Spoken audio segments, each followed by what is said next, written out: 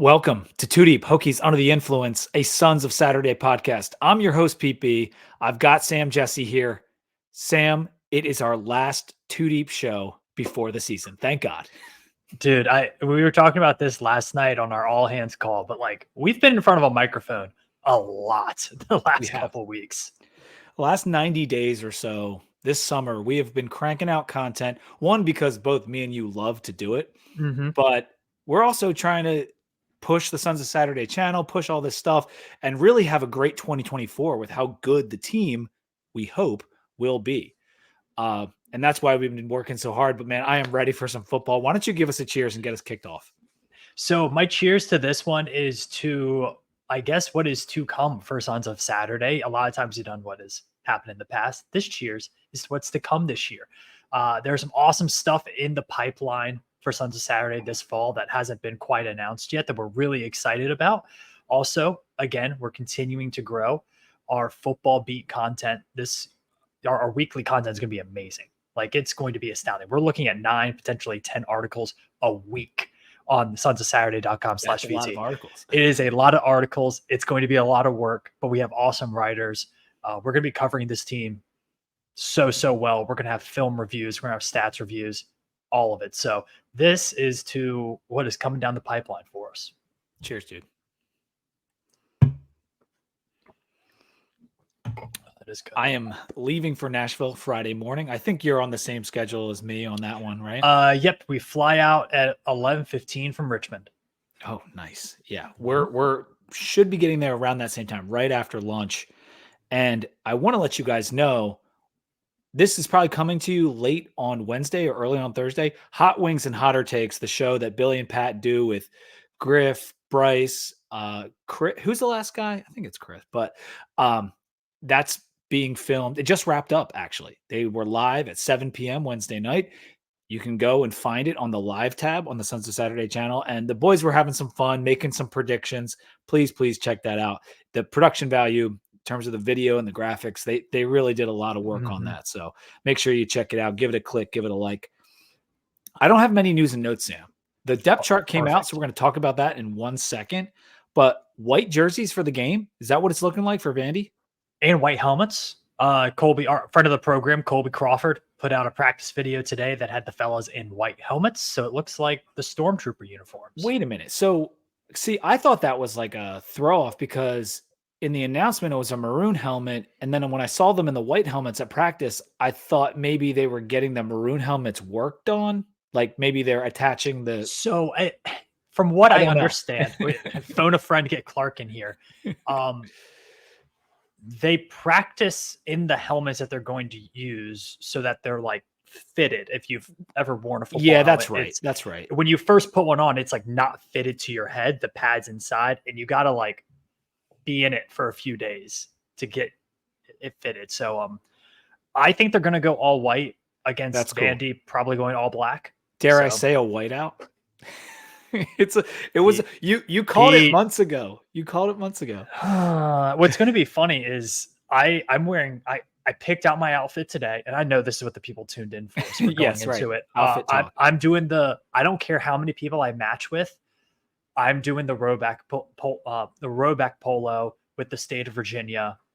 It's going to be cool. It's going to be breathable. It's going to look great. Going for it. Well, Billy might have a new rowback polo to hand you when we get down in Nashville. So you might have to consider that one. I'll probably get a stain on the first one. So exactly. Barbecue sauce for sure. Nashville hot chicken, something like that. Oh, yeah. So I also wanted to say my trailer article hit the website a couple of days ago. If you guys aren't familiar with VT football trailers, the highlight reel videos that come out every August.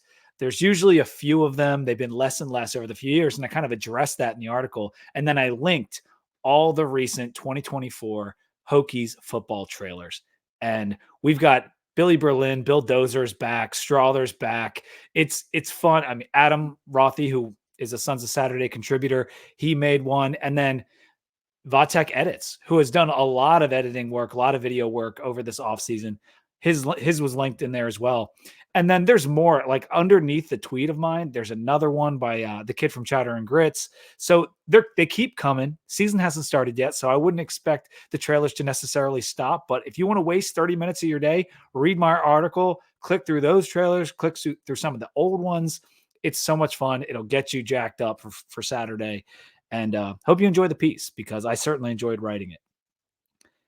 Make sure to like this video and subscribe. I promise we're almost to football stuff. March to 3,000 subscribers is what we are on. Please subscribe to the Sons of Saturday YouTube channel and sign up for our Pick'em. If you go to our X page, the Two Deep X or Twitter page, right at the top, you can click and join the Pick'em for the season. There were no games that happened yet. I thought there might be a week 0 game. There are no week 0 games, so you still have time to get in there from the very beginning. The Two Deep Pick'em is available on our Twitter page. All right, the depth chart is released. Not so many surprises, Sam, but a couple talking points as we go through the defense in particular, I thought, because you had Cole Nelson or Burgos across from APR. I thought it was going to be Nelson. You thought it was going to be Burgos. We're both right. I think that's the right call. And you know, it is going to be potentially matchup dependent too. I think Cole Nelson is a bit more of the versus the run guy. Burgos, I think, gives you more elite pass rushing. So it might be matchup dependent, might be health dependent, but I think those guys are going to split snaps pretty 50-50. Yeah. At the defensive tackle position, Peebles, and then we got another Fuga or Gilliam playing next to Peebles. And I kind of thought this was always going to be Fuga. And when Phil Steele's magazine came out, he had Gilliam in there, and I almost laughed. I was like, oh, I mean, where's Phil getting his intel from? Well, Phil might be right, because I haven't been hearing a ton about Gilliam. And so I just kind of thought, but the size and his pedigree, it makes sense that he would be the other guy next to a quicker twitch guy. Yeah, exactly. That's what I was going to say. It's that that yin and yang there, the defensive tackle position. And I also think having a veteran guy like Fuga, who you know what you're going to get, him coming into that second rotation, or potentially into that third rotation with a guy like Will Panay, who has apparently had a pretty good fall camp in his own right, that gives you a little bit of stability when guys start to get tired, right? And so I think that is something that is a luxury of depth. And it isn't really as much to say, oh, Fuga isn't good enough to play in that 1 deep or that 2 deep. It means that you have that luxury and you can have a guy who you roll out there. Hey, this is our third down guy. Or if they're going hurry up and we need to make subs, we can bring in a senior leader on the team. That's a great luxury. Is it concern you or an indictment on Copeland that Panay and him have that or designation on the 2 deep? I mean, Panay has 2 full seasons in power football, and Copeland has never played power football. He's a guy from the JUCO ranks, so it doesn't surprise me. And I also think those things tend to work out as the season goes on. If he gets in and he makes plays, he's going to get more snaps. So I think it's going to be whichever one plays better in game is going to be the one that gets snaps. And that's the one who obviously deserves those snaps, and you want to get it. So it's not worrisome to me. I think people don't really understand how much of a jump it is from the JUCO ranks to going up against, Virginia Tech's offensive line. Yeah, and I was kind of baiting you a little bit with that question, because I don't think it's a concern either. Penne's been on this roster, has experience in the program, and while Copeland is a workout warrior and is so strong, that doesn't necessarily mean he's the best man for the job on every down. Or it's probably going to be situation specific, and we know they're going to try to rotate these guys. So I'm just happy to see 5 different guys at the defensive tackle position. When we had those 3 guys walking out the door this past off season, we didn't know what we were going to have. And now it looks really good. All right. At linebacker, it is Keller. It is Brumfield. It is Jenkins. Behind Keller is Lawson. And there's a little bit of chatter about that. I know Chris Coleman was talking about guys having to move positions and stuff because you got Woodson playing star behind Jenkins. And Chris Coleman has always had a problem with them moving them from linebacker position to linebacker position. I love Chris. I think he does an amazing job. And based on what happened last year, he might be right. However, I want to trust that with the addition of Brumfield and these guys being more seasoned and Marv and Pry, knowing linebackers, Mhm. I trust their judgment. Yeah, and you have guys who like Caleb Spencer, Woodson back there, guys who are, hey, he's just a really good athlete. We need to find a way to get him on the field. Maybe it's not this year, but we got to find a place for him next year. And so you have to kind of build your roster in your head and look not only to this Vanderbilt game, but hey, if somebody goes down, I need to have somebody step in there. Or hey, next year, I want to have somebody who has experience at that spot. So I don't think you can't be short-sighted with this. Coaches who are short-sighted with these decisions don't normally stick around too long. I think those are the top three guys. Keller, I want Kelly Lawson to be playing in front of Jaden Keller, but I also understand that Lawson wasn't great last year and he missed a lot of time with an injury. So at the end of the day, I think those are your three. That's your best trio. But again, it's another position group where, like, if that second wave comes in, they're experienced, they're big, they're athletic, you're feeling pretty good. I think if Lawson hadn't missed all of spring, he'd be the starter. Yeah, That's I think that's fair. That's fair. But the athleticism of both of those guys, when you're going up against a Diego Pavia, which we're going to talk about a little bit later, they need to make sure they have the athleticism to keep up with him, to chase him down, all that good stuff. But they cannot hesitate. They can't get their feet tied up, that kind of thing. Yeah. And I love the athleticism across the board at this position. We just need it to come together. I think you'll see, not to get too X's and O's, I think you will see a lot of QB spy action going on, whether that is Keller or, usually that's historically your Mike linebackers doing that QB spy, but I could see them getting a little more athleticism with Lawson or Keller doing that. And then at DB, Lovett and Thomas Williams are the backups behind our two studs. No Braylon Johnson on the two deep. And I know they were kind of trying him at safety a little bit, trying him at corner, obviously, but that surprised me. And I know Thomas Williams, was he hurt, banged up last year or something? And that's why he might have bloomed later. Okay. But nevertheless, if Braylon Johnson isn't on the two deep, I actually think that's really good for our depth. Because it's really, really good. Again, another guy who, like, I don't think they're quite sure what his long-term position is, and maybe they find that out throughout the year. But they look just so good. It's at safety, at corner, like that first string is really solid. Now, correct me if I'm wrong. Was Thomas Williams the one that was playing running back before? Like, did he come in on Tech? Yeah, I think he was a running back in high school. Okay. I don't know if he like came in as an athlete. Yeah, I think that's what it was. I was thinking of his high school. I took like 2 years off of the recruiting beat, totally. So I'm not the best source of knowledge for that. Because there's a Christian Williams too that's playing DB for us, and Pry was talking about him a couple weeks ago. So there's a lot of names. They're going to lose. They're going to lose some guys. They're going to lose some guys. Mose Phillips, the starter at free safety, Reddish behind him. Mose, as soon as the Athlon thing came out and we saw Jalen Jones in the starting spot, we said Mose is going to be the starter. And it's not a knock on Jalen. When Mose got to campus, they loved him immediately. Now he's a year older.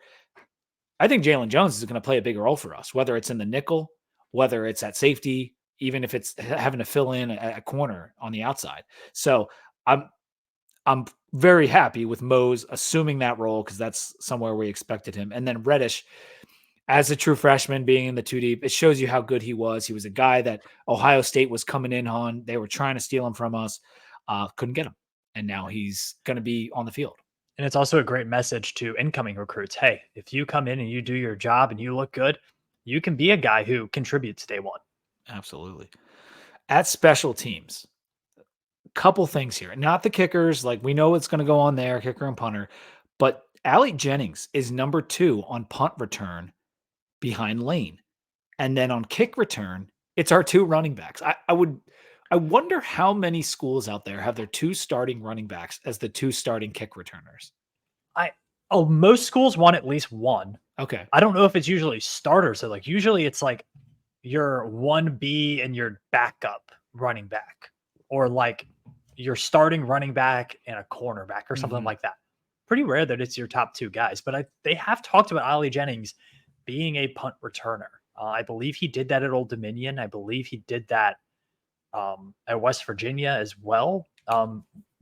So I think he's a guy who has experience with it. They like him back there. And I mean, that's as beamer ball as it gets, right? Put your studs on special teams. Hey, my starters against your backups. Let's go. I would rather it be, if you're going to do a stud in that role, and hopefully we never even have to use Ali in that role. It's going to be Lane, because Ali Jennings is a guy who struggled with durability. I know it was a freak thing last year, but the year before he missed some games too.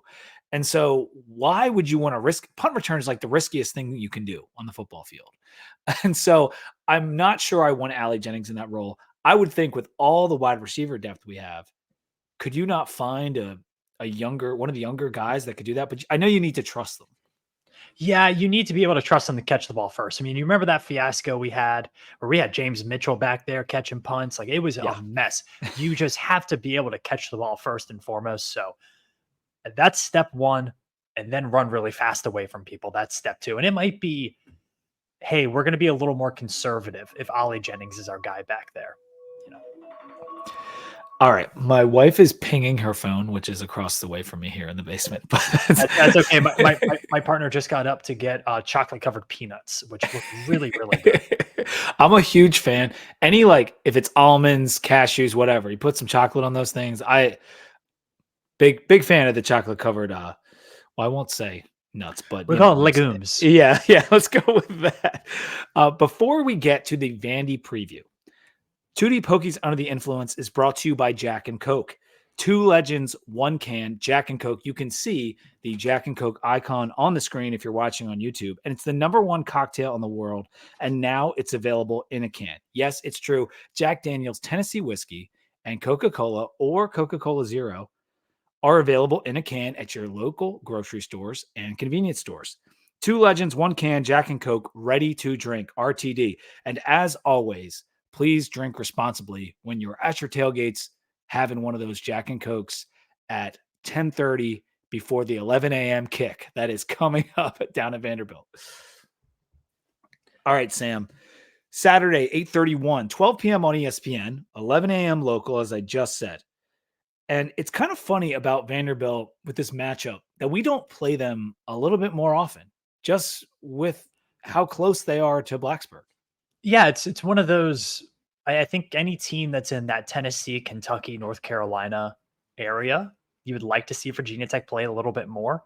I know they've, Marshall and East Carolina are two teams that they've played quite a bit, but yeah, it's a meeting that I don't think has happened in quite some time. The last time Virginia Tech played in Nashville was actually that 98 Music City Bowl against Alabama. Great game by Al Clark, many forget. And I think it's just kind of a fun road trip. I mean, all the SEC teams love playing at Vanderbilt. One, because they usually get a pretty easy W, but two, it's a great place to visit for a weekend, and getting to go there on a holiday weekend's not too bad. Yeah, this is really cool for our fans. I remember eyeing this up as soon as it came on the schedule, and I've never been to Nashville, so I'm super pumped about it. And you talked about us having played there in that Music City Bowl a while back. We used to play Vandy like in the 80s. We played them 6 times in that decade, but none since. So maybe this will rekindle something. We just, frankly, we don't play Tennessee that much. We don't play Vandy that much. I know they're not in our conference, but you would think with how often we've played West Virginia and ECU and some of these other local teams that we don't end up playing those teams more often. But anyway, there is the connection between Pry and Vanderbilt, and Marv having been an alum of Vanderbilt.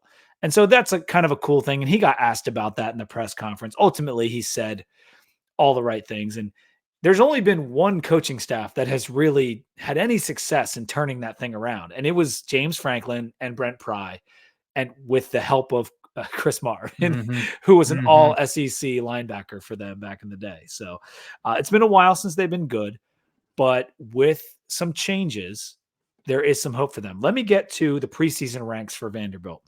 In the FPI, they were 76, Lindy's 67. Very favorable ranking from Lindy's. Yep. In Phil Steele's power poll, they were 96. In the Massey composite, and I just looked this up today, 104. Really, really far down there in the Massey composite, which is an accumulation of many, many computer rankings. And so, depending on where you look, they're not very good. Now, that 67 from Lindy's, I would say, is a big outlier, and maybe the 104 is an outlier as well. But they're somewhere in that 80 to 90 range, I think, in FBS is where I'd feel comfortable pegging them. Last year, 2-10. Wins were over Hawaii and Bama, but it was Bama A&M. So they struggled down the stretch. What did this team do last year, Sam, that kind of was eye-opening? It was eye-opening how bad they were on defense. They just couldn't stop anybody. Their secondary really struggled in deep coverage. I watched a couple of condensed games today, mostly to just ease my mind because I'm a Hokie fan and I worry about everything. But you know, I just don't know how this team can really expect to keep up week in and week out. They're going to have good weeks, but you look at the highlights for some of this game and it's bad, dude. It's bad. Now, in preparation for this, I've listened to some Vandy podcasts. I've read some articles, read some practice reports. They do feel like they've gotten better at defense, like markedly better. Yeah. However, there's always this fun little asterisk that people will say, and these are people who cover Vanderbilt sports, that, well, we're seeing them against the Vanderbilt offense.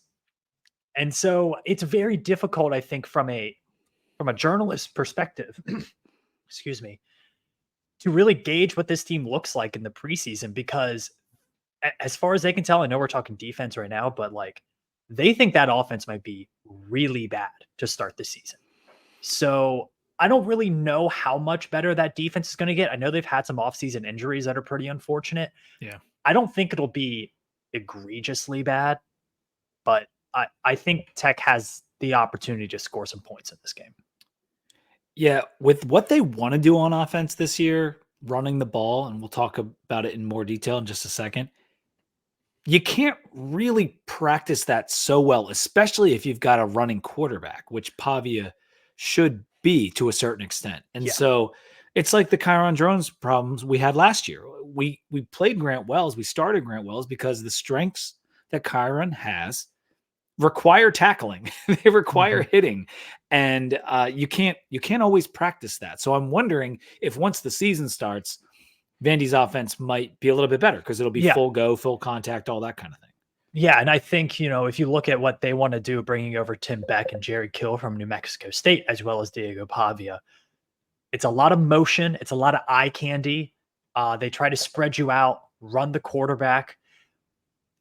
It is something that is difficult to pick up quickly. I mean, this is that offense that they were running with Diego Pavia, Jerry Kill, and Tim Beck lost to UMass in the first week last year.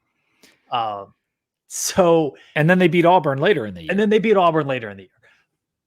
I think the issues for Vanderbilt are at the playmaker position, though. I don't think it's Diego Pavia. They don't really know what they have at the wide receiver position. It sounds pretty grim. They lost their two best guys to the transfer portal. One went to Colorado, one went to Georgia. I might get it mixed up, but I believe Shepard went to Colorado and the other one went to Georgia.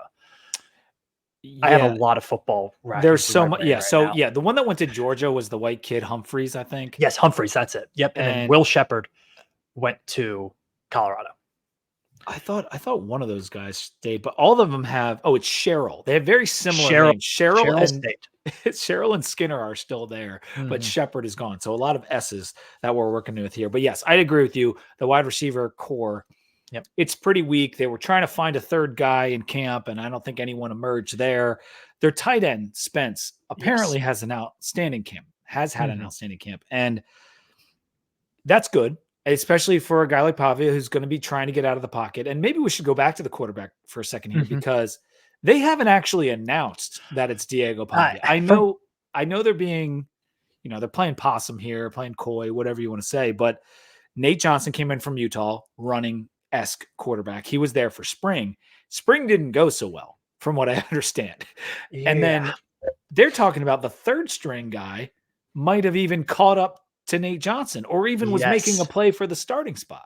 Yeah, Drew Dickey is a guy who they feel like has had a really good fall camp. Nate Johnson apparently has looked really bad. And we kind of saw Nate Johnson is playing for them, they've got a serious problem. Yeah, I mean, he was bad with Utah's offensive line and Utah skill Mm-hmm. players last year. So think about what he'd be at Vanderbilt.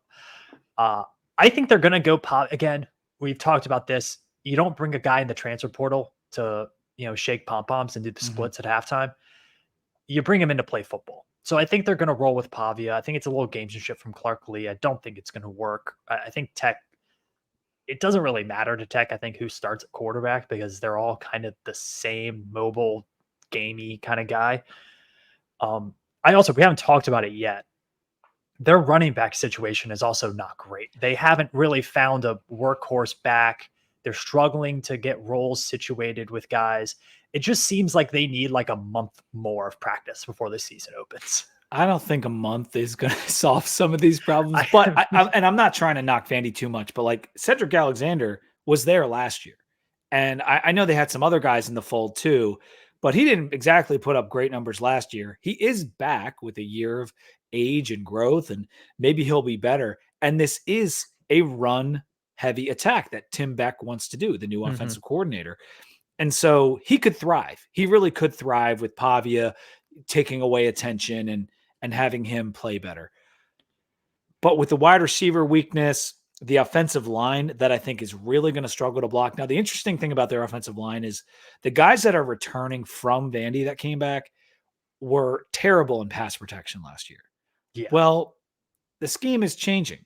Does that aid those guys? Does the pass protection matter as much? Is the way they're being coached going to help them? I don't know.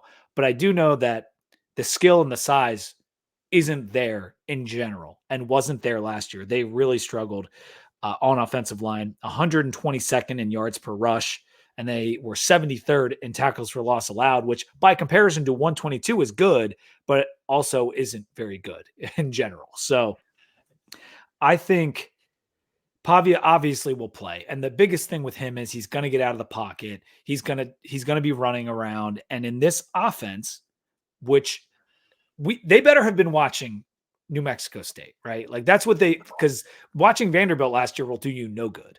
Yeah. No, it's they're going to be a very, very different offense. Luckily for Virginia Tech, Sam Brumfield has played Diego Pavia twice, once in the JUCO semifinals and then once last year. And so That's a good he note knows a right little there. bit of the flavor going on with Diego Pavia, but I again like he's the best player on their offense by a substantial margin. I mean, And they won't offensively, name him the starter. yeah. He is a captain though, so there's I that. know. But they, I know that they're just messing with people. Like I know yeah. that he's the starter. I know that. Um, but they just, yeah, man, offensively, this team just doesn't look to have much. Um, and it's and I'm not saying this because I'm assuming Vanderbilt. Like I'm literally have a Vanderbilt practice report from their rivals forum pulled up on my phone right now, and it is the first sentence is rough day for the Vanderbilt offense. Not much of a downfield attack. A lot of close calls on interceptions, some penalties. Not a lot of time for quarterbacks to throw. Some bad decision making. Some drops. That's the first The one, paragraph, and that was the from Saturday. one of the pods I was listening to prepare for this, like you said, you were listening to some Vandy pods. So was I, clicking through trying to find the most reputable ones, whatever. They basically said like through spring, neither side of the ball looked very good, Mm-hmm. and then through fall camp, the defensive stock was up and the offensive stock was down, and it makes sense based on the returning production because a lot of the guys are returning on defense, which we'll get into. But I thought with Beck coming in, Pavia coming in, Jerry Kill coming in, that run game would be have some punch to it, even in practice. It would be like, oh, these guys are kind of looking like they got something here, some juice, and it Yeah, doesn't seem what it's like. it's so much based on timing and explosiveness. Like you want to be able to time that motion up and that fake, and you want to be able to run all of that perfectly. And then once you run that perfectly, boom, you need to go. Now, boom, you need to go for the Aggies of New Mexico State last year didn't have to be as fast as it's going to have to be for Vanderbilt this year. And I think that's where they're running into some issues where they're in a situation where they need really good athletes on their offense and they just don't have them on the roster. Yeah, and that timing point is going to lead into one of my keys to the game later. Let's take a second to talk about our other sponsor before we go to defense and have our beer break. The Two Deep Hokies Under the Influence podcast is brought to you by Roback. Me and Sam already talked about Roback tonight, but they made that new drop where they have the shirt with the helmet on it. They got the TV logo. They got the sweatshirt with the TV logo, which is also awesome. And then they got the quarter zip. Really great new Virginia Tech gear. Oh, the lane. The lane is also out, which is it's like a silhouette of Lane Stadium, or etched into the pattern, and it is so cool looking. So make sure you're using code 2DeepVT to get 20% off your Roback order. I've said this many times, but if you've already used it, why don't you ask your mom for a gift? Why don't you ask your girlfriend to buy you something, your wife, on their email address, and use code 2DeepVT to get 20% off their order. Throw something else in the cart for them too. And I'll tell you, they have game day collections for not just Virginia Tech, but a lot of other schools. So if your friend, if you're house dividing, you got some UVA in there. UVA's on there. Notre Dame, Ohio State, Florida State, Auburn, Alabama, Florida, LSU. If you're just somebody like me and you like to have different college stuff, I know I'll be wearing a lot of non-Virginia Tech stuff. I got VT on tonight, but dude, some of the SMU stuff looks sick. Dude, their logo and everything really pops. Ooh, did you see the hat that Rhett Lashley was wearing in the post game? Yep, that thing was tight. Did. It was a white hat with like a pony, just a pony on one corner. That thing was sweet looking. Yep. But anyway, so Sam makes a great point. Great stuff.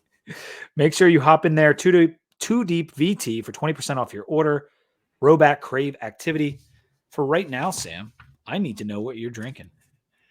Well, I am drinking a delicious German wheat beer. It is from Tücker, which is one of the oldest breweries in Nuremberg, Germany. This is the Tücker Helles Hefeweizen. Pretty cool German-looking Oktoberfest kind of can. That's Carolina Blue right there. Has Carolina Blue right there. It is the oldest wheat beer brewery in Nuremberg. And, of course, if you know anything about German beers, there are actual laws about how you can brew the beer, which not a lot of variety, but you're going to get something really, really good. And that's this. It's crisp. It's refreshing. It's everything you would want in a Hefeweizen. This is like a 4.25, pushing 4.5 on Untapped. Like it's as good as a wheat beer can get. And you're not the biggest wheat beer guy. I'm a pretty big wheat beer guy. Oh, okay. Maybe I'm mixing it up with something else. Okay. Yeah. You do like the Allagash. Yeah. You like wheat beer. Okay. Yeah. But, and it's a cool, it is Carolina Blue, but it's a pretty cool can. That's very German looking. So I love it. And we're getting into Oktoberfest season here very, very shortly. And so that's kind of fitting. It's always crazy when you see those European breweries and the dates for when they were founded. And it's always like 1800, 1700, 1600. Like some of them are so old. It's insane. Yeah, this is I'll see if I can Google when this place was up there. It's not on the can. But you also mentioned the rules for brewing in Europe and Germany or whatever. Yes, like it's the same thing with Russia and their vodka, right? Like Russian standard, like you have to make it a certain standard. 1672. It's always so old, dude. There's the best breweries that are still around. They were founded like 400 years ago. It's ridiculous. All right. I am drinking the mango. I almost went into the defense before talking about the mango wowie, Sam. I didn't want to drink this. I didn't want to drink this on the pod with Packer because the name was just too stupid. He's drinking straight bourbon and you're up here with a mango wowie. Hey, where's your Pack? Your bendy straw and an umbrella. Wowie. Yeah. So no, this thing is good though. I mean, I'm a big mango guy. I know you like the fruit beers this time of year. We're in late August. We're so close to pumpkin in October. It's hot as all hell outside. And the Wicked Weed Mango Wowie is very good. Now, you're not going to want to order it because the name is kind of questionable, but the beer itself is pretty good. It's a hazy IPA with mango, 6.2% alcohol, perfect amount, cashmere and citra hops. Real mango for a blast of tropical fruit flavor. And I'm living in it, Sam. This is my last taste of summer because I think next week I'm probably going to be on the Oktoberfest kick. Nice. And I did want to mention, I didn't mention this with the Tücker Helles Hefeweizen. It's only 5.2%. So if you're looking for a beer that's a little bit nicer, but still pretty crushable, and that is a proper beer drinking term, This is a great one. Grab a 6-pack of these. They're tall boys. You're good to go. Yeah, I think crushable is the swagger of the beer industry. Like it's an overused term that they're Mhm. always using. Oh, see, there it goes. All right, Sam, the defense. 129th in scoring last year for the Vandy defense, 124th in yards per play. This is why their coach, Clark Lee, decided, you know what? I'm going to take over as DC Yeah. and shuffle a lot of the staff. Mhm. Do you think it's going to help? I think it'll help a little bit. I mean, they were pretty bad last year. They were giving up 50 plus to South Carolina towards the end of the year. They were struggling to really stop anything and anybody. I think it will help and they will be better at defense. I don't know if you see that week 1 against Virginia Tech, but you could see it week 3, week 4 as they go along in the SEC. I don't think they're totally hopeless as a team. Like, I think this defense is good enough to maybe hold somebody to 20 to 30 points on a bad day in the SEC and give their offense a chance.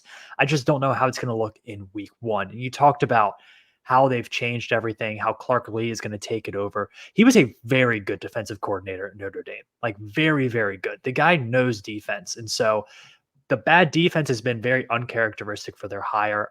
I think that move is a bit of we see it a lot across football, but it's a bit of the I need to save my job Yeah. move. Desperation for sure. And he's at that level. I know Vanderbilt doesn't have lofty football expectations, but a little bit better than this. Yeah. And this is he's all in. Like this is his all in year. So I think that defense is going to play hard. I think they're going to play fast. I just don't know physically how much they will challenge or Virginia Tech. The defensive line will be Virginia Tech's biggest challenge. You think so? I think so. They've gotten a couple transfers in there. They do have some big guys. Big guys hurt Virginia Tech last year. Like Purdue's defensive line was just a bunch of Yeah. big guys. They actually have a transfer from Purdue, I believe. Defensive end.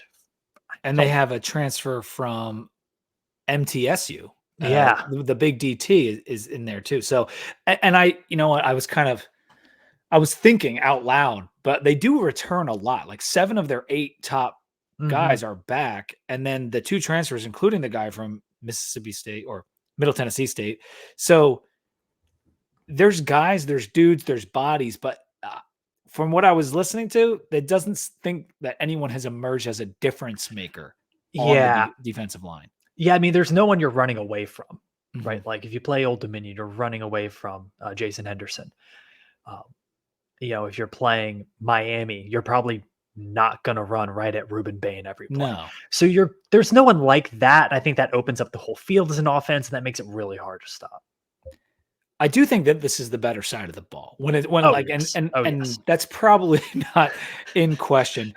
Now, if the offense develops quickly, they may end up being better than the defense later in the year. But for right now, I do think this is the stronger unit. And they actually have a fair amount of guys that they can rotate. Just like with the defensive line, though, overall, I don't think they have crazy athletic playmakers. I know Fontenot is pretty good, and CJ Taylor, the guy who he played anchor last year, kind of as their linebacker role. Now he's moving to more of a safety position. He is really good. CJ Taylor's really good. And their linebacking core in general, like, has a bunch of tackles back. Like, that's where that returning production is coming back. Yeah. I think there's a reason that the practices have looked as lopsided as they have. I think both things can be true, though. The team they're going up against in practice isn't very good, while also they are a much improved side of the ball. Their defensive back, there are some injuries to their defensive backfield. I don't have them in my notes or anything. Oh, yeah, I have them right here. Yeah, so it happened. Go into those. So when we were doing our summer previews, that was like at the top of my list because transfer cornerback Marlon Jones Jr., he was out for the season in an injury in fall camp or summer. And then fellow transfer Mark Davis was also seriously hurt. And Davis was definitely a starter. And one of the Vandy insider guys said Davis was the 4th best player on the team. And so I don't think I haven't checked, but what it sounded like at the time, it was a serious injury that he, at the very least, wasn't going to be back for Virginia Tech. So this was already a secondary that was terrible last year and that Phil Steele had pegged to be one of the worst 5 in the country this year in his projections.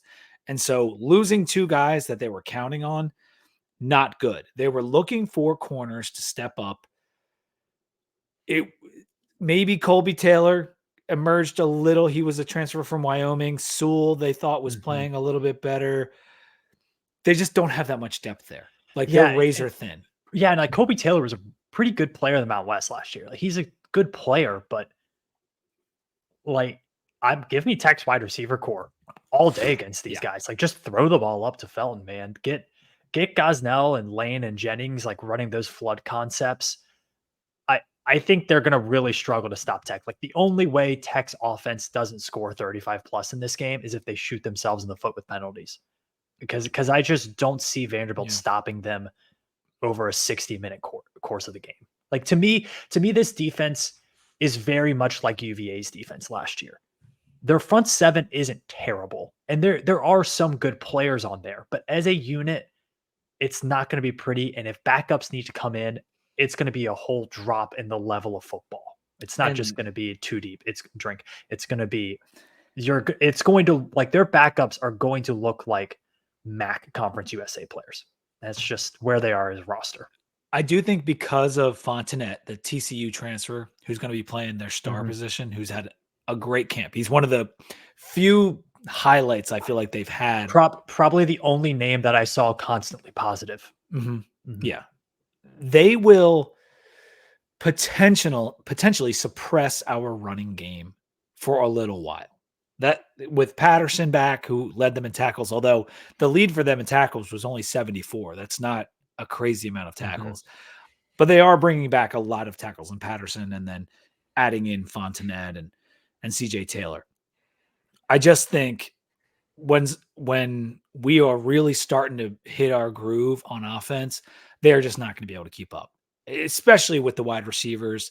Maybe we utilize Benji Gosnell as well. Like that's going to stress those linebackers, and you unleash Tootin on them. You get drones running around. We're going to be able to put up some points. So let's go to the overall keys to the game. And I think the thing you said about the depth is going to play into my keys to the game for sure. Yeah. I mean, my number one key to the game is clean, basic football. Whatever the opposite of Old Dominion was a couple years ago. Like, I think that's the only way Virginia Tech loses this game is if we get Old Dominion on the road part 2. So you're saying don't snap it over the kicker's head. Don't snap it over the kicker's head. Don't have 4 dropped passes that turn into interceptions. Don't fail to recover fumbles that are right at your feet. Don't have awful pass interferences. Like, just play normal, clean football, and you're going to win this game easy. You can't have Pavia go Blake LaRussa on us either. So those are 2 different ODU games. I would. That is true. However, this Virginia Tech team is at a much different level than those Virginia Tech teams were. I mean, just at a different. The roster is so much better. Of talent, different stratosphere, and there are points. There are going to be points in this game that are challenging. It's week 1. There's going to be mistakes. Bounce back from them quick. And you're going to be fine. Yeah, the mistakes, what you just said, I had written down in all caps, don't turn it over, we win. Like that is, it can be that simple. Now, for the sake of the pod, we're going to look at some other keys, but like it really might be just that simple. Don't turn it over, we win. If we do turn it over, some of these other things are going to come into play. And I'll start with their offense. Just they have such a lack of playmakers outside of Pavia himself that other than that challenge of their legs getting outside the pocket, making things that aren't scheduled happen, I'm really not too worried. If we can contain the quarterback, whether that's Pavia or Johnson or whatever, not the only thing. Pavia can pass. He actually had quite a number of downfield passes, according to PFF, in his big throw rating, and it was pretty good. Like he's a player, and he's not just legs, but if you can contain him and what he can do, some of which will just come from their roster containing him, we'll be all right in this game. Sam Brumfield needs to have a really good game. This is a big test for him and the way they want to run kind of that option attack that Tim Beck wants to run. So linebackers need to play well. And if they do, like, we'll be able to hold them to 17, 13 points. Yeah, this is a game that I don't see. I don't see Virginia Tech losing a shootout this game by any stretch of the like that Old Dominion game with Blake Garuza. Like, I don't see that happening at all. I do think it is Vanderbilt is going to rely on, can we manage to get a defensive touchdown, a special teams touchdown, and then some other turnovers on top of that, and like Virginia Tech miss a field goal. Like, that's kind of their game plan, I think, to win this game. If Tech wins the turnover battle, not only do they win, they're going to cover. Like, that's it. I do think if we want, go on. No, I was just going to say it's 13 and a half. 13 and a half. Yeah. And I have Virginia Tech at, I think I have them at 12 and a half. And I feel pretty confident in it. We'll get into that in a little bit, but I just, man, I can't get on here and predict the worst case scenario. Right. I know it's right. And you don't want to. And ODU is a little bit of a different animal because we don't have a lot of good corollaries for this type of thing. Going on the road, week one, in what isn't a big crazy environment, but with ODU, it was in state. Those kids felt like they needed to beat Virginia Tech to prove themselves. Like it was a bigger deal. This is not some kind of in-state matchup. This is not a lower little brother school. Like it's just a completely different school in a different state that isn't very good. Mm-hmm. It's a different situation all the way around. And so if we go down there and play our game and don't mess around and don't make a ton of mistakes, we'll probably win. Defensively, we talked about how they're probably solid. Like they're pretty solid on defense. Not good, but solid. And they won't be the worst defensive team Tech plays this year. I think that's for certain. Yeah. And I think the change with Lee as the defensive coordinator will yield results. Like he is a good defensive coordinator. You make some changes, you try to correct some things. They probably will, especially with the production they're bringing back. But the awful pass defense from just last year and losing 2 corners before the season even started, that's not going well. The pass defense is going to be bad. It is going to be bad.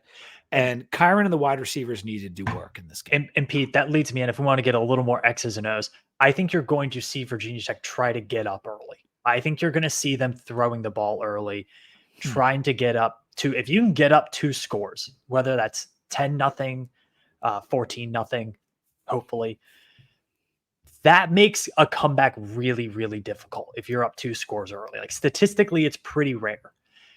If you can get to that 2-score mark, that's when you can go, okay, we're up 2 scores. We'll rely on our defense. We'll start running the ball. We won't take as many risks and we'll play this game out and just win. If you look at a lot of the times that Virginia Tech has been upset in these scenarios, what happens is they get out first and score, and then they aren't able to get that second score. That game at ODU, Grant Wells, beautiful read option, ran it right in. Tech was up 7-0, feeling good, playing as the better team up until that, field goal snap over the guy's head. That would have put them up 2 scores. Now all of a sudden that's a 10-point swing. And that's when it became a game. If you can get up 2 scores, it becomes very, very difficult. This is something that in the live sports betting world is something that live sports traders rely on. When a team gets up 2 scores, probably in the first 20 minutes of gameplay, then it's probably lights out. So I think if you're Tech, you go for it early so that you don't have to show a lot, foot on the throat.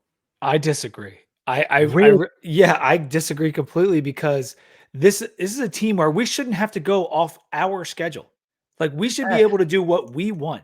The only way we can lose is by being over aggressive and making a mistake.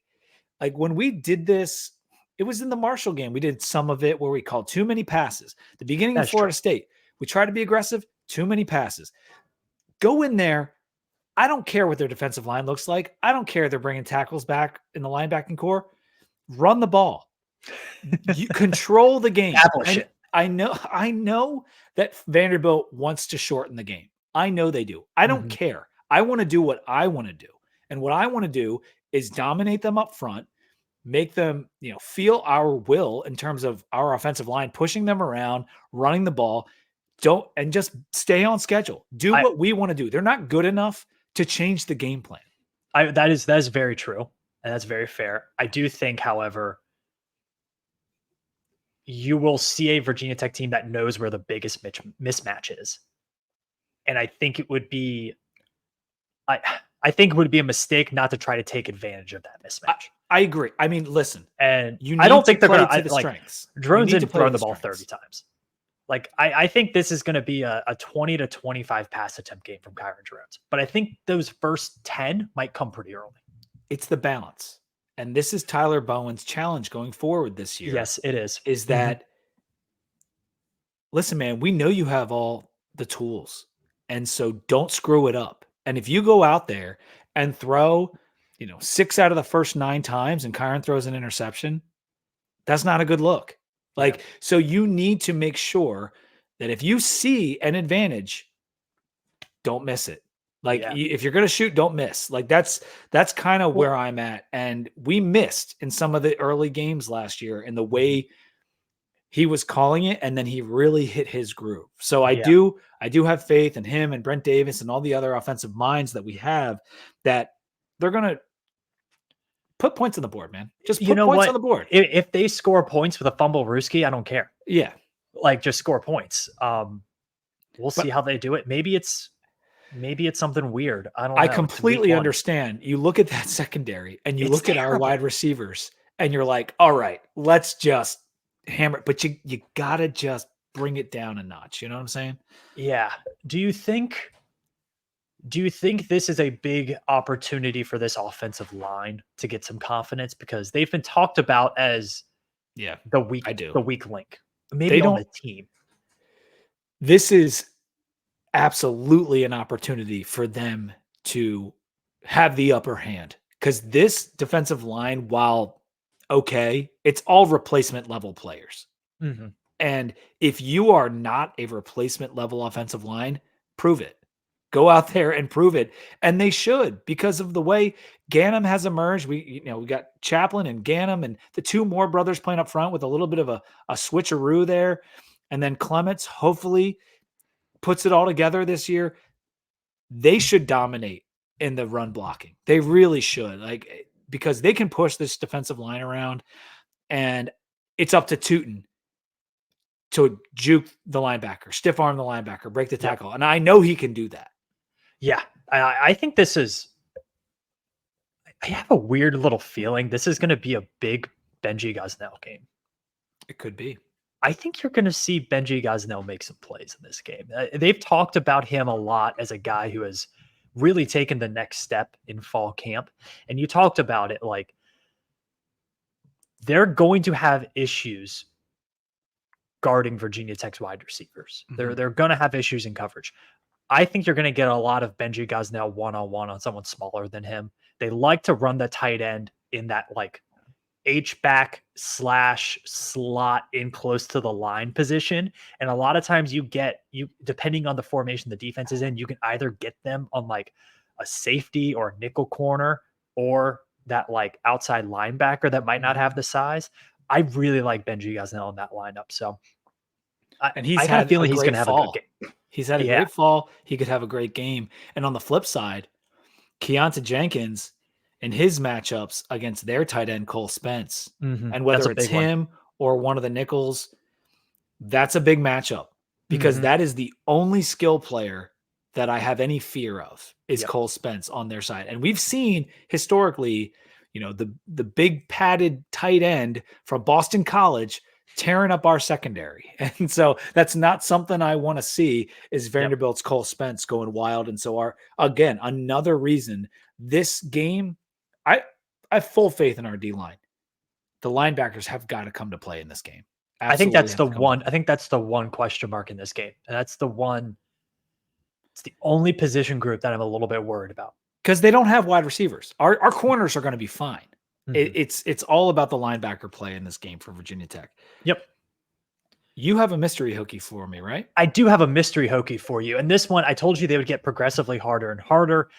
So here is one that is a bit harder.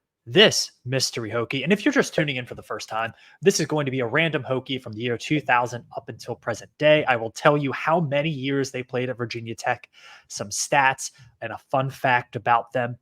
Maybe a little hints here and there. I'm not going to tell you the years, and you're going to have to guess who it is, Pete. So this player only played at Virginia Tech for 1 year.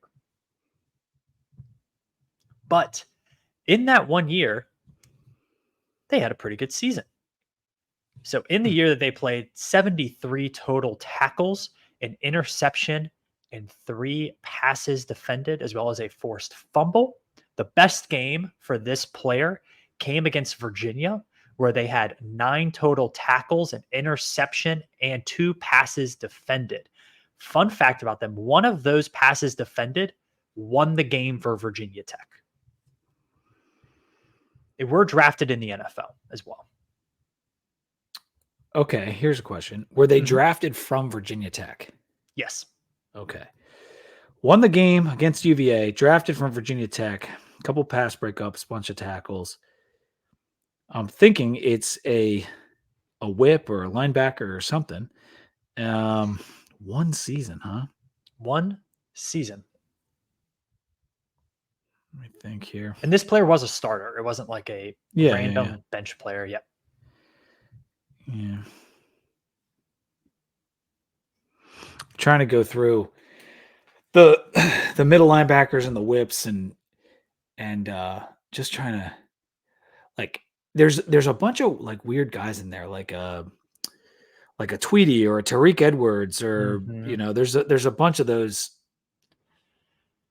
athletic linebacker types that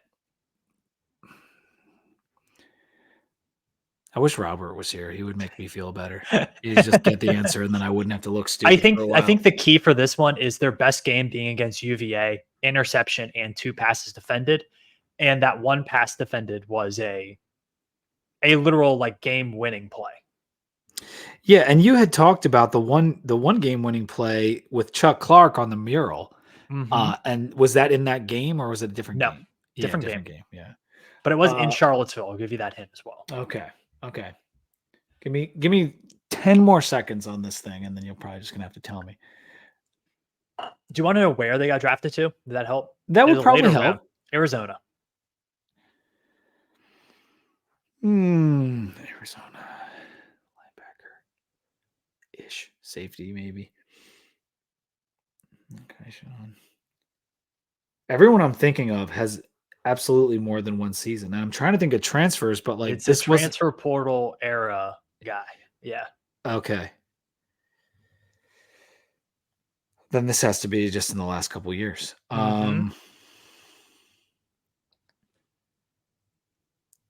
Dude, my brain is fried. Just tell me. I'm gonna feel really dumb after this. Starting safety, Tay Daly, who played 3 years at Vanderbilt. Never was gonna get that. Okay, so question for you, and you probably know this from your research. Where did Tay Daly play before he came to Virginia Tech? Vanderbilt. Okay. I just said that. Oh, you just said that. Okay, I didn't hear. It's late. It's late for people listening. What was the guy that transferred from like Illinois State or something? No, it was wasn't it Bowling Green? There was another there was a defensive back from Bowling Green. Yeah, and there was one from Illinois State at the very beginning of the transfer portal. I think they were COVID year guys. Like they played in 2020. Was never gonna. That was a really hard one, dude. Yeah, that is a really hard one. But I thought Vanderbilt weekend, I had to do it. And I think that game. It's clicking now, but that's only because you told me what it was. The play after, a lot of people think that throwback to the offensive lineman was 4th down. It was not. That was 3rd and goal from the 8. And Dorian Strong came up and made that tackle on the left tackle. Then they had a 4th and goal from like the 12, and Tay Daly broke up a pass in the end zone. Burmeister takes a knee. Tech wins. I think Tay Daly, didn't he kind of struggle in the beginning of the year, and then he really kind of came into his own later in the year? Yeah. He wasn't a great player for this team. Spotty, yeah. But I mean, he was put solid. Up some numbers. I'm looking at his. I mean, 73 tackles for a safety is pretty good. He had double-digit tackles against Syracuse, Boston College, and Duke. Had 3 passes defended. Like he didn't have a crazy season, but he Man, had what that is a like, very important play in Virginia Tech history. that is a memory hole right there. Like Tay Mhm. Daly, like I remember it now, but like not a chance in hell I was ever going to come up with that. So JC Price smoking the cigar. yeah, This is my school. This is home at the end of that's the it. That's game. Tay Daly, dude. Yeah, Tay Daly. What a guy. All right. Well, shout out to him. Hopefully he's doing well in the NFL if he's still in there. But we got some picks that we're going to talk about here, Sam. We got to make these picks. This is from the pick'em. So I Okay. took 5 games. This is what we're going to do every week. 5 of the 10 pick'em games. Going to put in the pod. Me and Sam are going to pick the games. I purposely didn't pick the Tech game because I think it's bad juju to pick it against the spread on I the think pods. you've been able to figure out what our picks are, and I'll be tweeting out my gambling picks tomorrow morning. But I think you can get it. Week 1, Penn State at WVU is on the list. Penn State 10.5-point favorites in the app. Keep in mind, we're going with what the lines are in the ESPN pick'em. Yeah, so it's now down to 8. I still have West Virginia home dogs in a rivalry game. It's a noon game. I think that plays into West Virginia's favor. So give me the Nears +8. I do think Penn State wins close though. Clemson. Oh, I got to pick. I'm taking Yeah. the Nears as well. Clemson versus Georgia. This is a game that people are writing off Clemson. What about you, Sam? 13.5-point favorites are the Bulldogs. I placed that bet on January 12th, Pete. Georgia by 3 tutties. Yeah, I'm taking Georgia. San Diego State. I'm saying South Dakota State. My bad. I have SDSU. I was like, written yeah, down. let's get sick with it. Let's Yeah. go, Pete. This is kind of sick. South Yeah. Dakota State at Oklahoma State. Only a 7.5-point margin here. Obviously, the Cowboys are the favorites at 7.5. I'll pick first this time. I'll take the Cowboys. Yeah, so it's moved to 9.5. I have Oklahoma State as well in this game. South Dakota State's a very good team. They will probably contend for the FCS title again. They lost 7 draft picks. The NFL camp guys, not draft picks, but 7 guys are on NFL rosters from last year's team, including their 2 best offensive linemen and their All-American running back. I got to go with Oklahoma State in this team, dude. It is a lot. Gundy is not great at these games. I know. He lost to South Alabama last year. Yeah. They lost. They have that famous Central Michigan loss. There's a few others sprinkled in there. Yeah. They're not good at this. However, I think this is a good enough FCS team that they're going to be awake. I think, the line of scrimmage is going to be the difference in this And one. you can't forget Ollie Gordon's punishment either. He's got to carry the ball 50 times. That's right. Um, and I think that is actually a good thing in game 1, giving your best player 50 carries. Yeah, it's probably going to turn out pretty good against an FCS team. All right, Colorado State at Texas. Texas, 36.5-point favorites. I'm taking Colorado State. Yeah. And I'm not thinking about it. Yeah, this has been pushed down all the way to 31.5, and I still have Colorado State. Texas isn't a team that really likes to blow teams out early in the season. They only won by like 3 and 4 touchdowns against Rice and Wyoming to start last year. I think this is going to be a comfortable win for Texas, but like 38-14 or something like that. It's not going to be a massive blowout. And Colorado State's a better team than Wyoming was last year and Rice was last year. So give me the Rams.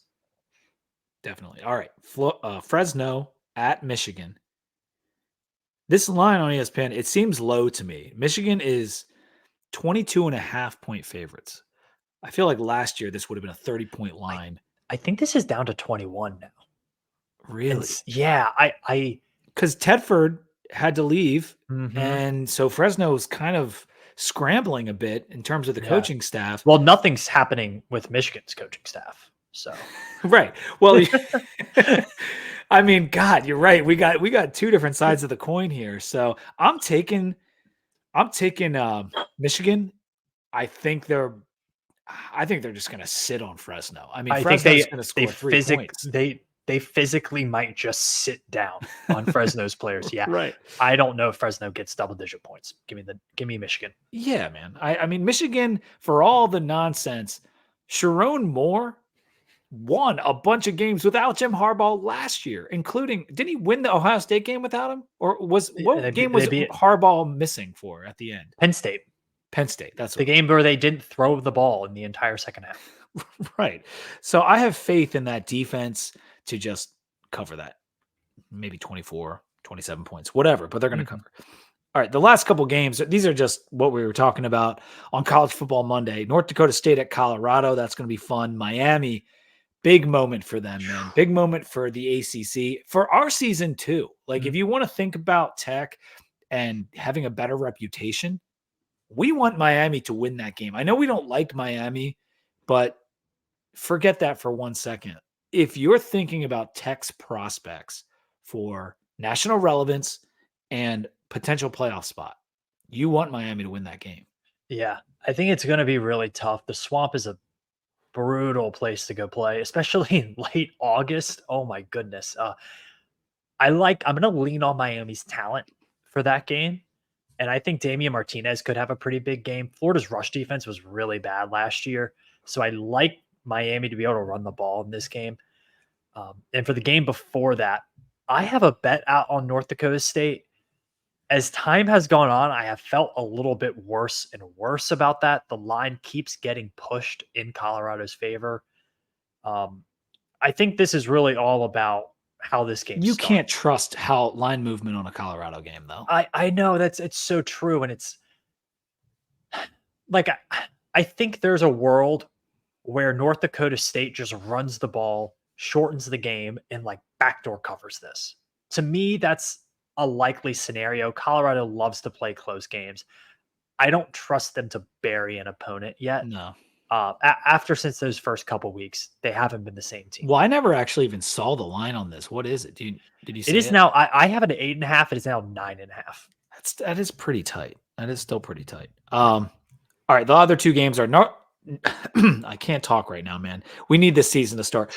Notre Dame at Texas A&M, LSU against USC in Las Vegas. Two awesome games. I cannot wait to see these color matchups and just the matchups in general. They're really really awesome games, and so I'm fascinated to see what happens with that Texas A&M game. Yeah, me too. That's a big game for someone on this podcast. College football playoffs picks. Plus 488. Many are talking about it. I like Texas People are A&M asking. in this game because of Notre Dame's offensive line situation. Um, I have them at +1 from a few weeks ago. They're now -3. I like them at -3 too. And then LSU USC, I would just go ahead and bet the over. I Yeah, think this is like 38-35 sounds right. 42-38, something like that. I don't know which team is going to win. Neither of them have good defenses. If I had to lean on one of the teams to win this game, a spread, I'm picking LSU. Blake Baker, the defensive coordinator from Missouri, came over to LSU. I trust him to get that defense ready to go. So give me LSU if you're picking a winner. But if you're betting, I would bet points. I agree with that. I agree with everything you just said, Sam. Yeah. Now, back to Vanderbilt before we sign off. I kind of want it to be real hot on Saturday, not for my own sake, but I think our depth, as opposed to Vanderbilt's depth, will do way better in the heat of Nashville at high noon when that second quarter is getting underway and into the third and fourth. Oh man, We it can is. outlast them because of the depth that we have. I'd agree. I'd agree with that. It is going to be toasty. I have the Weather Channel app pulled up right now. It is not supposed to be as bad as we potentially thought it was going to be. It looks like, if my laptop doesn't freak out on me, it looks like at around kickoff, we're looking at something like mid 80s around kickoff. And then the high will get up to 93, but it looks like the rain is going to be pushed to the evening. So it should be dry, should be overcast. If you're a fan going to the game, UV index is at 6. So it's not terrible, but wear your sunscreen. Sam's got the Doppler pull up. Don't worry about anything. He's got us Wear covered. your sunscreen, people. I think it's going to be hot. It's going to be sticky, but I do think that is better for Virginia Tech. And it seems like they have taken a lot of precautions to make sure they're ready. They have been practicing on the exact same turf that Vanderbilt has outside on the baking heat, so they're ready for that hot turf. Will the Vanderbilt Stadium be ready? It is fully operational, as they would say in Star Wars. Yes, but it's still somewhat under construction, and I think getting into the stadium is going to be kind of weird. We might put something out on the Sons of Saturday Twitter about like a little map about how to walk into the stadium. Yeah. But I think once you're inside the stadium, it's going to be pretty much done. And they did advertise that beer that they're going to have for sale. Yes, and we cannot have that until up 3 scores in the fourth quarter, something like so that. we're not allowed to drink their beer until. Well, apparently, friend of the program, Clark Ruland, has an issue where he drinks the opposing team's beer at away games and we lose. So That's good to know, actually. Um, I'm a big juju guy. I'm a yeah, big, superstitious guy with a certain. I know Robbie is too. We would always have these certain things we would and wouldn't do. We stopped doing certain things because mhm, we were losing, yep. and we lost a lot. So there was a lot of various superstitions. There was a thing last year where um, the Berlins were saying that I was bad luck because every time I saw them at a game, we'd lose. And so I didn't like The that one at harbinger all. of doom. Yeah. So Uh, then that changed because we actually won a game I went to. But yeah, so there are these things we have to adhere to that. And so, yeah, yes, we have I to. will drink their beer if we have a comfortable lead and we're getting ready to almost leave the game in general. Yep, sounds good to me, dude. Yeah, dude. I cannot wait for Friday. I'm It's going so to be so excited. fun. I'm And so are I'm you worried bouncing about between like getting nervous and too excited. excited and then drinking too much that you feel like crap the next day? Pete, I'm an adult. I can handle my alcohol. I can. I can handle my alcohol. The problem is handling my enthusiasm. We're going ready. We're coming. We got I think uh I'm gonna stick to one drink, mix in waters. We're gonna have the Excedrin ready to go. Wait. Or One drink Friday night?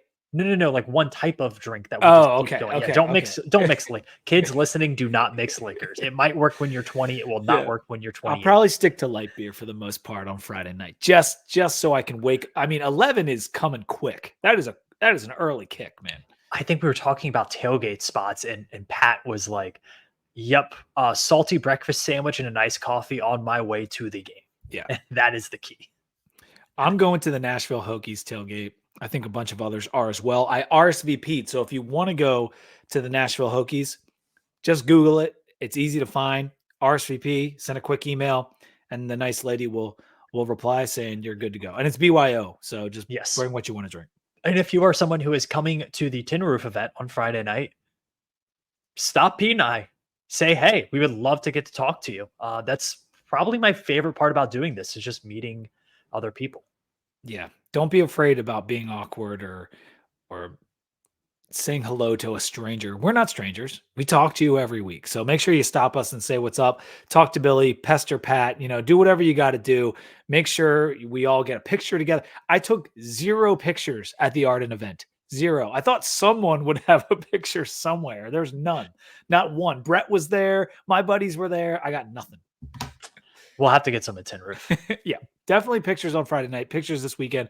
I want to talk to Sam about couple live stuff. I got some new mics, buddy. I got some good stuff. Anyway, we'll cut it off there. Make sure you're rating, reviewing, and subscribing. Sons of Saturday YouTube channel, the 2D podcast feed on Spotify, Apple Podcasts, wherever you get your podcasts. And until next time, go Hokies. Go Hokies.